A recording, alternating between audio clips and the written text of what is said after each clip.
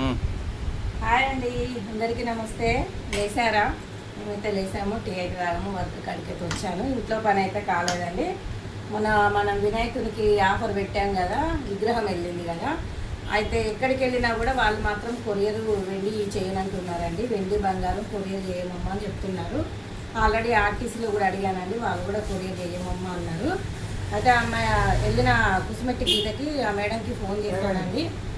మరి మేడం ఇలా ఉంటున్నారు, మరి ఎలా అంటే పర్వాలేదు మేడం అని అన్నారు. మా పాప వాళ్ళు ఇప్పుడు హైదరాబాద్ నుండి మడికొండలో ఉంటారని చెప్పే కదా, వాళ్ళు ఇప్పుడు దసరాకి సద్దులకి వస్తున్నారు. వెళ్ళేటప్పుడు వాళ్ళు రిటర్న్ వెళ్ళేటప్పుడు ఈ గిఫ్ట్ వాళ్ళకి ఇచ్చేసి పంపిస్తా, మేడంని ఆ మడికొండకి వెళ్ళి కనెక్ట్ చేసుకోమని చెప్పానండి. ఒకవేళ సాధ్యమైనంత వరకు అయితే మీరు రండి మేడం ఒకసారి మా ఇంటికి అని ఆ మేడం ఆహ్వానించారు. ఒకవేళ నా వీళ్ళు బట్టి వెళ్తే నేను వెళ్తా, లేకపోతే మాత్రం పాప వాళ్ళకి ఇస్తానని చెప్పానండి. గిఫ్ట్ అయితే మరి అంత దూరం ఇట్లాంటివి రావు కాబట్టి ఈసారి గిఫ్ట్ అనేది చేంజ్ చేస్తున్నాను. అది ఏంటిది, ఏం గిఫ్ట్ పెడుతున్నాను అన్నది మాత్రం మీకు త్వరలో అనౌన్స్ చేస్తానండి. ఓకేనా, మరి బాయ్.